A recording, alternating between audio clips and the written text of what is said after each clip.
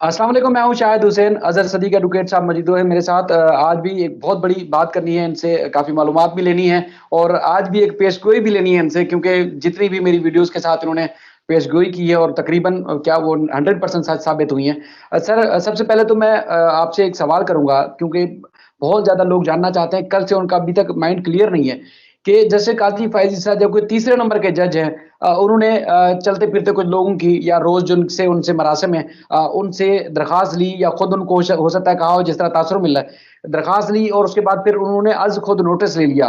अब 5 रुकनी बेंच ने क्या हमेशा के लिए किसी भी जज का रास्ता बंद कर दिया है कि कोई भी जज जो है वो काज़ी फ़ैज़ ईसा की तरह जो है वो आज खुद नोटिस खुद नहीं ले सकता, बहैसियत इदारा सुप्रीम कोर्ट लेगा या चीफ जस्टिस लेंगे? अच्छा, आपको तारीख समझना ज़रा ज़रूरी है। अगर पुरानी तारीख में जाए तो किसी जज ने भी ऐसा काम तारीख में इस तरह नहीं किया। वो एक अलहदा बात है कि मुख्तलिफ बेंचेस के ऊपर मुख्तलिफ पिटीशनें, और वो भी मैं ये बताता चलूँ आपको यहाँ पर कि नवाज शरीफ की साजिश है कि जजेस को तकसीम किया जाए।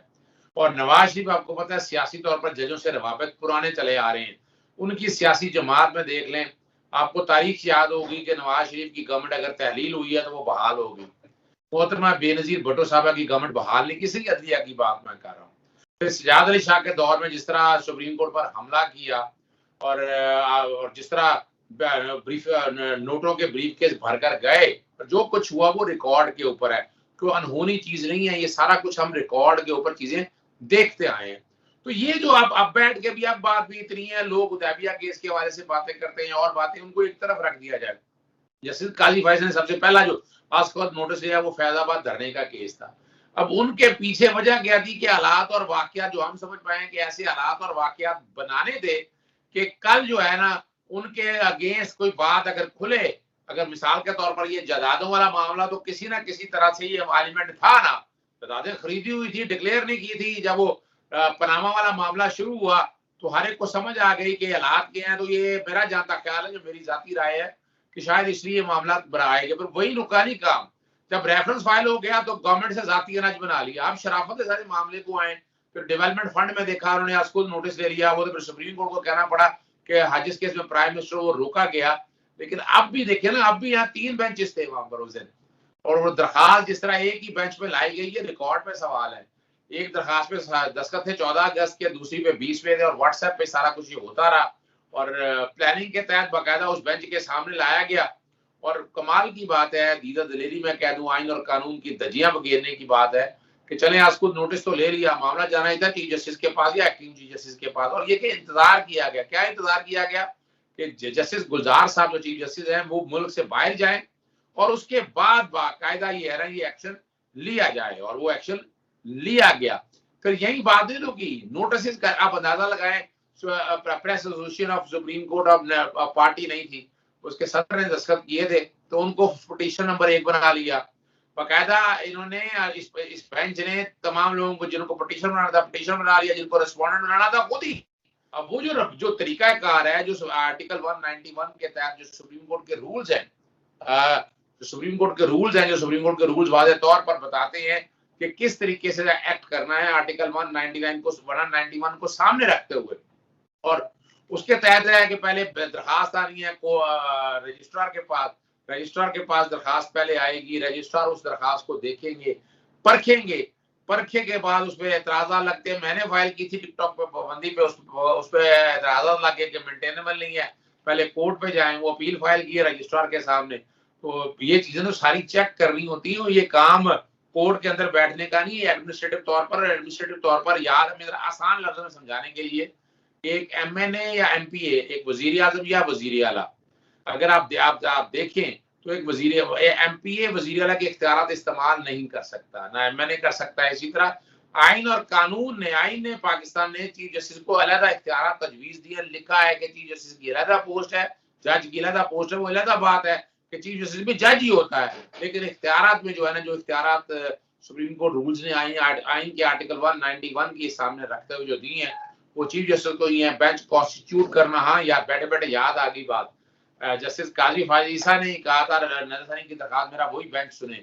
उस बेंच के लिए मुतफरक दरखास्त दी गई, वो दरखास्त कोर्ट के सामने आई। लार्जर बेंच ने, मेजोरिटी ने कहा कि मास्टर ऑफ द रोस्टर जो है वो चीफ जस्टिस है, चीफ जस्टिस को इख्तियार है बेंच बनाने का, वो दरखास्तें निपटा दी थी और रोस्टर बाद में चीफ जस्टिस ने बनाया था। तो इसके मतलब है अब जो है वो जस्टिस काजी फैज से या कोई भी जज आएगा, खुद से आज खुद नोटिस नहीं ले सकता, अब जो तय हो गया, अब वाजे हो गई है उसकी जो जी बिल्कुल, तशरीह बड़ी थी। क्लैरिटी के साथ बात आ गई है कि अब अगर किसी ने आज खुद नोटिस लेना भी है तो वो नोटिस लेगा और मामला भिजवा देगा चीफ जस्टिस को। चीफ जस्टिस आके फैसला करेंगे, बेंच में जाना है या क्या फैसला करना है वो डिसाइड करेंगे। तो दूसरे आए अगर जैसे 184(3) के अंदर पिटीशन कोई आती है, इसी तरह वो पिटीशन आई है, वो रजिस्ट्रार ऑफिस ने या चीफ जस्टिस के ऑफिस ने फैसला करना है। सर वजीर आजम पाकिस्तान इमरान खान साहब कहते हैं कि उस्मान बुज़दार जो हैं वो ऐसे ऐसे काम कर रहे हैं जो किसी को नजर नहीं आते। आप लाहौर में होते हैं, लाहौर की सड़कों में घूमते हैं, आप पंजाब की सड़कों में घूमते हैं, आपको कुछ काम नजर आता है सर वहां पर? अच्छा, अच्छा, बड़ी जबरदस्त बात कह दी। मेरा ख्याल है वो उन्होंने शायद उस्मान बुज़दार को कुछ जादूगर कह दिया है या कुछ चुड़ैल कह दिया है या मफौकल फितरत कोई चीज कह दी है। ऐसा ही है, क्योंकि वो लोग जो काम करते हैं उनके काम नजर नहीं आते हैं।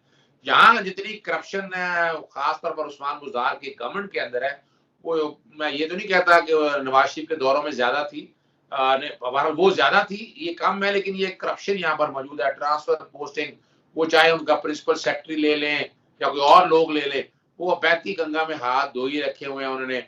और बड़े प्रोजेक्ट में तो इमरान खान से डरते हुए नहीं कमा रहे, लेकिन ये बैड गवर्नेंस यहाँ पर मौजूद है और वो इमरान खान का जो विजन है वही चल रहा है, उसी पे अमल दरामद हो रहा है। वरना उस्मान बुज़दार तो एक नालायक तरीन वजीर आला और नाअहल तरीन वजीर आला तारीख में नहीं गुजरे। ये गुलाम हैदर वाही से भी आगे निकल गए।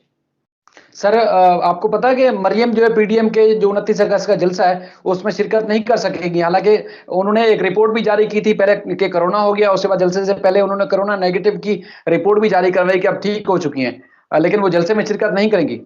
अच्छा, मरियम सफदर का जो क्रिश्मा जो है ना, जो बेवकूफ बनाना है, वो शक्ल सूरत की वजह से ये है कि वो अपनी एमएनए एमपीए जो है ना साथ साथ लिए फिरती हैं, उनको जाके अपने साथ खड़ा कर ली हैं लोग। क्या कहें, आपने आपने आशा इकराम वाला वाकया देख ही लिया है मीनारे पाकिस्तान के अंदर।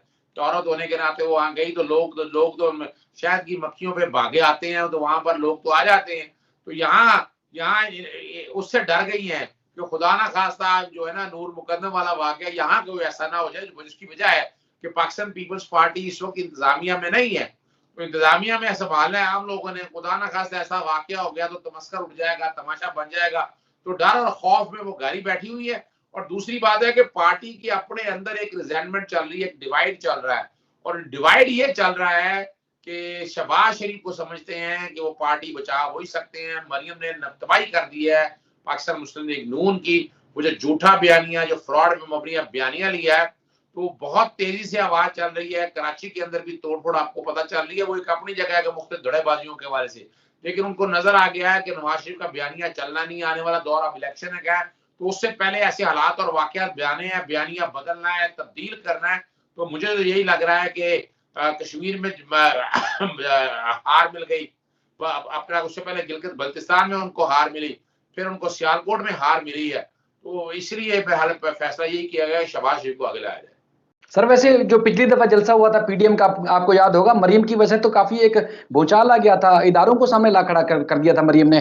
जिस तरह मज़ार कायद पर आपको पता है कि जाके हुल्लड़बाजी की, बदतमीजी किया था कैप्टन सफदर ने और इनकी टीमों ने वहां पर जाके, तो उसके बाद पुलिस की सूरत हाल जो थी वो आपके सामने थी। अच्छा सर, अब एक पेशगोई चाहिए आपसे कि अब ये जो एक तो जिस तरह टाइम पूरा हो रहा है वफाकी हुकूमत का, 3 साल पूरे हो चुके हैं, 2 साल मतलब यानी कि बहुत कम अरसा रह गया, तो क्या अब दूसरे दर्जे की पार्टी नून लीग रहेगी या तीसरे चौथे दर्जे पे चली जाएगी? अच्छा, ये बताइएगा, जो आने वाला रन होना है, जो गुमसान की जो जंग चलनी है, वो चलेगी पाकिस्तान तहरीक इंसाफ और पाकिस्तान पीपल्स पार्टी और उनकी इत्तेहादी जमातों में। इत्तेहादी जमातों में कौन सी सामने आती है? पाकिस्तान मुस्लिम लीग नून तीसरे नंबर पर जाएगी। और कोई पता नहीं है, कुछ भी कहा जा सकता है कि शायद पंजाब के अंदर भी जो है अपना पीपल्स पार्टी कोई हार्ड टाइम दे दे वस्ती पंजाब की तरफ, लेकिन बलूचिस्तान में यानी केपीके में और कराची में यानी हालात जो नजर आ रहे हैं वो यही नजर आ रहे हैं कि लड़ाई को बड़े लेवल की होने वाली है और पाकिस्तान मुस्लिम लीग तीसरे नंबर पर चली जाएगी। चलें सर, आपका बहुत शुक्रिया, आपने अपना कीमती वक्त दिया। फिर किसी और मौजू पे भी आपसे बात होती रहेगी। थैंक यू जी, अस्सलाम वालेकुम।